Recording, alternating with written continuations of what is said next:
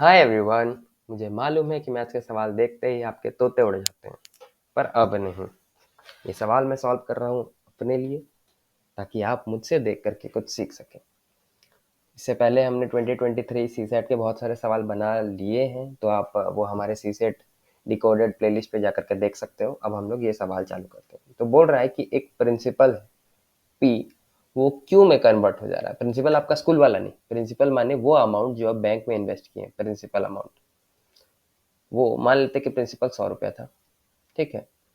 ये 100 रुपया क्यू में कन्वर्ट हो जा रहा है एक साल में, अगर हम कंपाउंड कर रहे हैं half yearly R% annual rate of interest से। तो हम रेट ऑफ इंटरेस्ट मान लेते हैं 10%, ठीक है। क्यों माने 10%? ताकि सवाल इजी बने, इसीलिए। आप कुछ भी ले सकते हैं सवाल टफ बनाने के लिए, प्रोसेस समझ लो बस, ठीक है।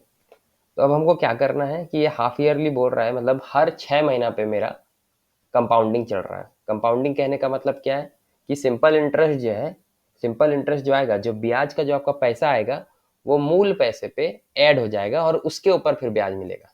जैसे कि यहाँ पे कितना होगा, 100 प्लस 100 इंटू 10 इंटू टाइम कितना है 1/2। 1/2 क्यों? क्योंकि हाफ ईयरली बोल रहा है, माने 6 मंथ पे 6/12 जो कि 1/2 होता है 2200, ठीक है। इसका मतलब है कि 6 महीना के बाद आपका मूल रुपया कितना हो जाएगा, 105 रुपया, और 105 रुपया के आपको के ऊपर आपको ब्याज मिलेगा, ठीक है। तो 105 रुपये के ऊपर कितना ब्याज मिलेगा, 105 into 105 plus 105 into 10 into 1/2/100। Cut cut 2 5 10, 21/4 is equal to 110.2, ठीक है। ये मतलब कि अगर आप हाफ ईयरली कंपाउंडिंग करते हैं R% एनुअल रेट से, यानी कि 10% एनुअल रेट से, तो आपका 110 रुपया और 2 पैसा होता है, ठीक है। ये एक तरीका है। अब कह रहा है कि आप जो है सेम प्रिंसिपल लो, मतलब सेम प्रिंसिपल माने आप 100 रुपया लो और 100 रुपया के ऊपर एक बार ही कंपाउंडिंग करो, लेकिन इस बार जो इंटरेस्ट रेट है वो S% होना चाहिए, वो कुछ और होना चाहिए, ठीक है। लेकिन उसके बाद भी जो वैल्यू है, जो अंत में जो आपका आउटकम है, वो क्यू ही आना चाहिए, यानी कि अंत में आपको 110.2 ही आना चाहिए, ठीक है।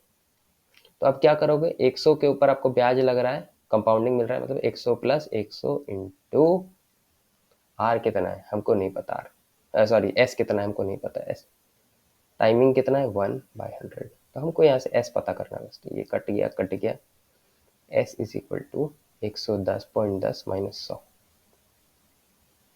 ठीक है। 0 एस 10.2, मतलब एस कितना आ रहा है मेरा 10.2%। सेम वैल्यू पे मेरा आर कितना आया था, मतलब कितना लिया था मैंने 10%। इसका मतलब है कि आर जो है वो एस से छोटा है भाई साहब, है कि नहीं, छोटा है आर एस से। तो हमारा आंसर होगा R is less than S. आप दूसरे तरीकों से भी बना सकते हैं, लेकिन मुझे नहीं लगता है कि इससे आसान कोई तरीका होगा। वीडियो पसंद आया हो तो लाइक शेयर सब्सक्राइब जरूर करें, और उससे पहले अगला सवाल भी देखें। तो 45वां सवाल बनाते हैं हम लोग। कह रहा है कि कितना नेचुरल नंबर होगा जब 1186 को हम लोग डिवाइड करेंगे किसी नंबर से, पता नहीं पी नंबर से कोई डिवाइड कर रहे हैं क्यू से, तो मेरा रिमाइंडर जो है वो 31 आएगा। अब हमने फॉर्मूला क्या पढ़ा था मेरे भाई साहब, कि P into Q plus 31 is equal to 1186 होता है। ये फॉर्मूला है, रट लो। ये divisor dividend quotient, sorry remainder, और ये quotient, divisor into dividend plus quotient is equal plus remainder is equal to quotient. ये रट लो बस, देख लो ना यहाँ से ऐसे ऐसे होता है। तो यहाँ पे क्या हो जाएगा, P Q is equal to 1155, ठीक है। अब क्या करना है कि 1155 का हमको फैक्टर से निकालना है। क्यों फैक्टर से निकालना है? क्योंकि हम 1155 तक का जब तक फैक्टर्स ना निकाले, तब तक हमको पता नहीं चलेगा कि वो कौन कौन सा नेचुरल नंबर है जो कि 1186 को डिवाइड करने के बाद 31 रिमाइंडर देता है, ठीक है। तो हमको ऐसा नंबर्स ढूंढना है जो 1155 को कम्प्लीटली डिवाइड कर दे, ठीक है। तभी तो यहाँ पे 1155 आएगा, सॉरी यहाँ पे 1155 आएगा और यहाँ पे 31 आएगा। तो ये कौन कौन सा नंबर है जिससे 1155 आ सकता है? तो करते हैं हम लोग यहाँ पे 5 2 10, 5 3 15, 5 1 5, 3 7 21, 7 7 11 ये 4 नंबर तो हमारे पास साफ ही साफ आ गया, 5, 3, 7, 11। और क्या हो सकता है, 5 3 15, 7 3 21 और 11 7 77 भी हो सकता है।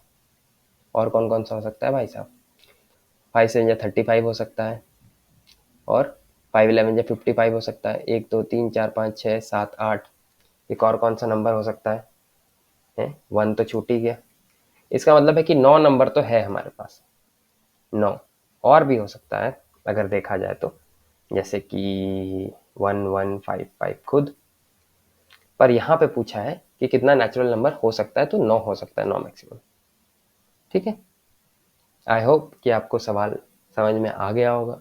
कोई भी डाउट हो तो आप कमेंट करके ज़रूर बताएं, और लाइक शेयर सब्सक्राइब तो बनता है। Bye bye.